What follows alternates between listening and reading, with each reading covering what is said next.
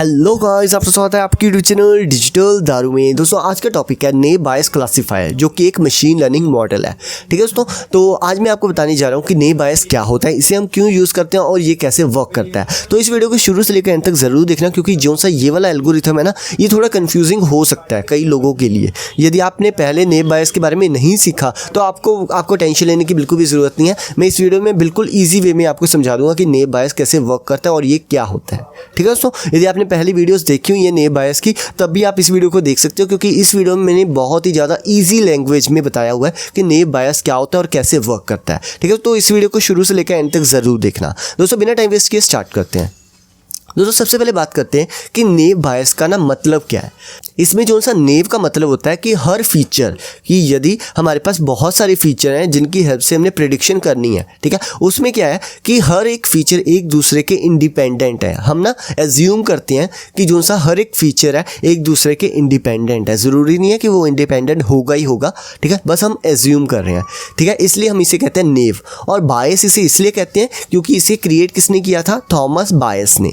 ठीक है, और वैसे इसे बायस थ्योरम भी कहते हैं, जिसकी हेल्प से नेव बायस क्रिएट किया है हमने। ठीक है, और इसका फॉर्मूला कुछ इस तरह का है।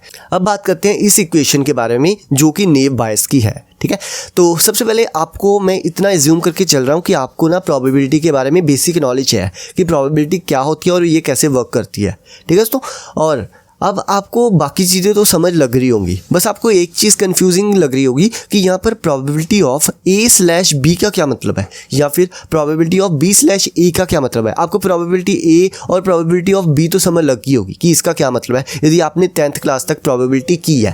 ठीक है दोस्तों, मैं आपको समझा देता हूँ कि इसका क्या मतलब है। ठीक है, जैसे कि हमारे पास दिया हुआ है प्रोबेबिलिटी ऑफ B/A। इसका क्या मतलब है कि हमने निकालनी है प्रोबेबिलिटी जब हमारे पास A की वैल्यू गिवन हो। ठीक है, क्या मतलब कि यदि हमारे पास A की वैल्यू गिवन है तो हमने प्रोबेबिलिटी किसकी निकालनी है? B की। इसका ये मतलब है। ठीक है, जो आपको यहाँ पर स्लैश दिख रही है, इसका मतलब होता है कंडीशन, और इसके बाद जो भी होता है उसे हम कहते हैं गिवन। ठीक है, कंडीशन मतलब कि हम यहाँ पर क्या कर रहे हैं? प्रोबेबिलिटी ऑफ B निकाल रहे हैं। कंडीशन ये है कि हमारे पास A की वैल्यू गिवन है। ठीक है दोस्तों, बाकी हम जैसे जैसे आगे बढ़ते जाएंगे आपको ईजिली समझ लग जाएगा आगे। दोस्तों आप बिल्कुल भी टेंशन मत लो, यदि आपको ये चीज़ समझ नहीं भी लगी है तो जैसे जैसे हम आगे बढ़ेंगे आपको ईजिली ये चीज़ समझ लग जाएगी। ठीक है, अब मैं आपको बता देता हूँ कि इस जोन से ये वाला फॉर्मूला है, इसमें किस चीज़ को हम क्या कहते हैं। सबसे पहले बात करते हैं PA/B के बारे में। इसे हम कहते हैं पोस्टीरियर। ठीक है, पोस्टीरियर प्रोबेबिलिटी, जिसे हम फाइंड आउट करते हैं। ठीक है, अब फाइंड आउट करते हैं। अब मैं आपको बताता हूँ कि PB/A को क्या कहते हैं। इसे कहते हैं हम लाइकलीहुड। ठीक है, और जो सा प्रोबेबिलिटी ऑफ A इसे हम कहते हैं प्रायर, और प्रोबेबिलिटी ऑफ जो सी B आपको दिख रही है इसे हम कहते हैं एविडेंस। ठीक है दोस्तों, मुझे उम्मीद है आपको बेसिक नॉलेज होगी कि नेव बायस का फॉर्मूला क्या होता है और किस पार्ट को हम क्या कहते हैं। ठीक है दोस्तों, अब आगे चलते हैं। दोस्तों अब मैं ना एग्जांपल ले रहा हूँ कि मेरे पास दो फीचर है X1 एंड X2। ठीक है, और उसके अंदर मेरे पास ना दो कैटेगरीज गिवन है, एक सर्कल की कैटेगरी है, एक क्रॉसेस है। ठीक है, और मैंने क्या किया, एक न्यू पॉइंट को इंट्रोड्यूस करवाया, ब्लैक ट्रायंगल।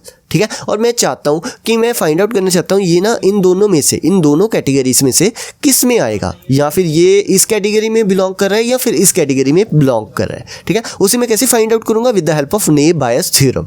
ठीक है, मैंने आपको बेसिक इसका फॉर्मूला बता दिया था। ठीक है, अब मैं क्या करता हूँ, इस फॉर्मूले की हेल्प से क्रिएट करते हैं हम न्यू फॉर्मूला।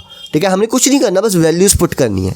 ठीक है, मैंने क्या किया, यहाँ पर लिखा प्रोबेबिलिटी ऑफ, हमने प्रोबेबिलिटी किसकी निकालनी है कि किस कलर के अंदर आता है, या फिर ये ऑरेंज कलर में आएगा या फिर सर्कल ब्लू कलर में आएगा। ठीक है, ये चीज़ मैंने फाइंड आउट करनी है। तो मैंने यहाँ पर क्या लिख दिया, प्रोबेबिलिटी ऑफ C, क्योंकि हमने कलर फाइंड आउट करना है कि जो से ये वाला ट्रायंगल है ये किस कलर का होगा। तो यहाँ पर मैं लिख दिया C, और उसके बाद मैंने स्लैश डालकर लिख दिया X। हमें गिवन क्या है? X की वैल्यू, जो हमारे पास फीचर्स गिवन है। ठीक है, उनकी हेल्प से हम क्या फाइंड आउट करें कि इसका कलर क्या होगा।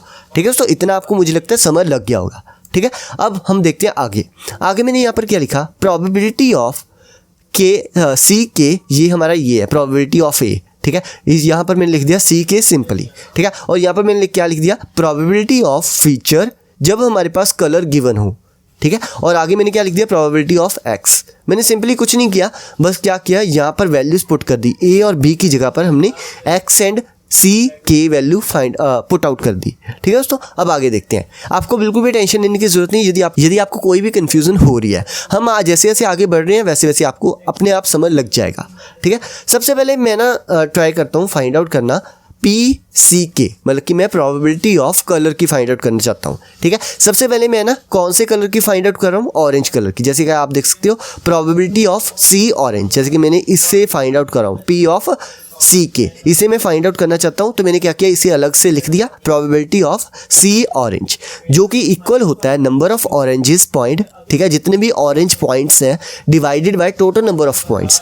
यहाँ पर ऑरेंज पॉइंट्स कितने हैं, 8 और डिवाइडेड बाय 16, और मैंने यहाँ पर कटिंग कर दी और मेरे पास आ गया 0.5।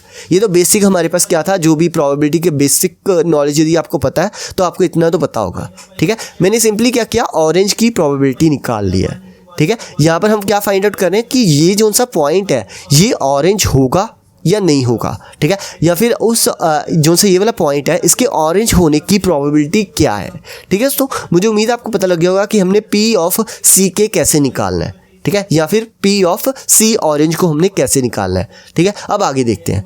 आगे मैं फाइंड आउट करने जा रहा हूँ P ऑफ X की वैल्यू को। ठीक है, तो उसका फॉर्मूला क्या है, number of similar observation divided by total number of points. ठीक है, इसके बारे में बात करने से पहले मैं ना आपको एक और चीज़ बता दूं। ठीक है, यदि आपको जैसे कि पता है, जैसे कि पीछे आपको मैंने बताया था कि पॉइंट हमारा कहाँ पर प्रेजेंट था, इस जगह पर। ठीक है, तो मैंने क्या किया, उस पॉइंट को हटा दिया और उसके आसपास ना एक रेडियस क्रिएट कर लिया, मतलब कि एक सर्कल क्रिएट कर लिया। और जिनसे ये वाला सर्कल है ना, ये ना हम पर डिपेंड करता है कि हम कितना बड़ा लेना चाहते हैं। ठीक है, ये वेरिएबल हो सकता है। ठीक है, हम चाहें तो इसे छोटा भी ले सकते हैं या फिर बड़ा भी ले सकते हैं, ये वाला सर्कल। ठीक है दोस्तों, मुझे उम्मीद है आपको पता लग गया होगा कि ये सर्कल का क्या रोल है, हम ये कैसे सर्कल आया या फिर हमने ये वाला सर्कल कैसे इंट्रोड्यूस करवाया। ठीक है दोस्तों, अब जैसे कि मैंने आपको फॉर्मूले में बताया था कि हम फाइंड आउट क्या कर रहे थे, P ऑफ X की वैल्यू। ठीक है, तो उसका फॉर्मूला क्या था, number of similar observation divided by total number of points. ठीक है, सिमिलर ऑब्जर्वेशन मतलब कि इस सर्कल में जितने भी पॉइंट्स आ रहे हैं उनको काउंट कर लो, ये कितने हैं, 3। ठीक है, तो मैंने यहाँ पर लिख दिया 3। और टोटल नंबर ऑफ पॉइंट्स कितने थे हमारे पास, 16। मैंने 3 को 16 के साथ डिवाइड कर दिया और मेरे पास आंसर आ गया 0.1875। ठीक है, अब आगे देखते हैं। अब आगे क्या किया हमने, P ऑफ CK की वैल्यू भी निकाल ली, P ऑफ X की वैल्यू भी निकाल ली। अब हमारे पास क्या बचा, P of X slash CK। ठीक है, तो मैंने यहाँ पर लिख दिया P ऑफ X, C कौन सा था, कलर कौन सा था हमारा, ऑरेंज, क्योंकि हम ऑरेंज कलर की प्रोबेबिलिटी निकाल रहे हैं। ठीक है, तो मैंने यहाँ पर लिख दिया ऑरेंज। और हमने आगे इसका फॉर्मूला क्या है, ऑरेंजेस इन सर्कल, मतलब कि इस सर्कल में जितने भी ऑरेंज पॉइंट्स हैं वो हमें बताओ और डिवाइड कर दो total number of orange points, क्योंकि हम प्रोबेबिलिटी किसकी निकाल रहे थे, ऑरेंज की, तो इसलिए हमने यहाँ पर क्या लिखा, टोटल ऑरेंज पॉइंट्स, जितने भी ऑरेंज पॉइंट्स हैं इस सर्कल में। आप देख सकते हो कितने पॉइंट्स हैं, ऑरेंज 1 है, तो मैंने यहाँ पर लिख दिया 1 और डिवाइड उसे किसके साथ कर दिया, 8 के साथ। ठीक है, और वो मैंने कटिंग करके हमारे पास कितना आंसर आ गया, 0.125। ठीक है दोस्तों, अब आगे देखते हैं। अब हमारे पास सारी वैल्यूज़ आ गई थी, ये तीनों की वैल्यूज़ आ गई थी, तो मैंने क्या किया, उसे पुट आउट कर दिया। पुट आउट करने के बाद मेरे पास आंसर आ गया 0.33। इसका क्या मतलब है कि जो सा वो न्यू पॉइंट्स था, जो आपको ट्रायंगल दिख रहा था, उसके ऑरेंज होने की प्रोबेबिलिटी है 0.33%। ठीक है, या फिर 33%। ठीक है, इसी तरह हमने क्या करना है, जो सा हमारा ब्लू पॉइंट है उसके लिए भी हमने प्रोबेबिलिटी निकाल लेनी है। ठीक है, जो कि आएगी 0.67%। आप खुद भी निकाल के देख सकते हो। ठीक है, या फिर 67%। ठीक है, इससे हमें क्लियरली पता लग रहा है कि जो सा वो वाला पॉइंट होगा, ठीक है, वो क्या होगा, ब्लू पॉइंट, क्योंकि उसकी वैल्यू ज़्यादा है as compared to orange point की प्रोबेबिलिटी के। ठीक है दोस्तों, मुझे उम्मीद है आपको पता लग गया होगा कि नेब बायस कैसे वर्क करता है। अब हमारे दिमाग में एक क्वेश्चन आता है कि यहाँ पर तो हमारे पास 2 कैटेगरीज थी, हो सकता है हमारे पास 2 से ज़्यादा कैटेगरीज हो, तब हम क्या करेंगे। तो हमने बिल्कुल सेम ऐसे ही करना है जैसे कि हमने क्या किया था यहाँ पर, जैसे कि मैं आपको दिखा देता हूँ एक बार। हमने क्या किया, सबसे पहले ऑरेंज के लिए निकाल लिया, फिर उसके बाद हमने ब्लू के लिए निकाल लिया। इसी तरह जो सा भी थर्ड कलर होगा ना, हमने उसके लिए भी सेम ऐसे ही प्रोबेबिलिटी निकाल लेनी है। ठीक है, और हमने क्या करना है, उन तीनों में से जिसकी भी मैक्सिमम होगी, ठीक है, प्रोबेबिलिटी ज़्यादा होगी, ठीक है, परसेंटेज ज़्यादा होगी, हमने क्या करना है, उसे वो वाला पॉइंट असाइन कर देना है। ठीक है दोस्तों मुझे उम्मीद है आपको पता लग गया होगा कि नेब बायस क्या होता है, ये कैसे वर्क करता है और उसके बिहाइंड द सीन क्या होता है। ठीक है, या फिर कौन से फॉर्मूलेज हम यूज़ करते हैं। ठीक है दोस्तों, और ना दोस्तों वैसे ना इसके अंदर आपको ये पास एक और क्वेश्चन आ रहा होगा कि यहाँ पर तो हमारे पास 2 फीचर्स थे, हो सकता है 2 से ज़्यादा हमारे पास फीचर हो, ठीक है, तब हम उसे कैसे यूज़ करेंगे या फिर नेव बायस को कैसे यूज़ करेंगे। यदि आप चाहते हो कि इसके बारे में मैं वीडियो बनाऊं तो आप मुझे कमेंट करके बता सकते हो, तो मैं एक न्यू वीडियो बना दूंगा जहाँ पर मैं आपको इसके बारे में समझा दूंगा। क्योंकि जो सा वो वाला पॉइंट है ना कि हम मल्टीपल फीचर को कैसे यूज़ कर सकते हैं, वो वीडियो थोड़ी सी लंबी हो सकती है, इसलिए मैं ना इसमें उसे कवर नहीं कर रहा। यदि आप कहोगे तो मैं एक न्यू वीडियो बना दूंगा, ठीक है दोस्तों। मुझे उम्मीद है आपको ये वाली वीडियो अच्छी लगी होगी। यदि वीडियो अच्छी लगे तो इसे लाइक एंड शेयर करना ना भूलिए। यदि चैनल पर नए हो तो सब्सक्राइब कर लेना। दोस्तों आज के लिए बस इतना ही, अगली बार मिलते हैं एक न्यू टॉपिक के साथ। Till then good bye.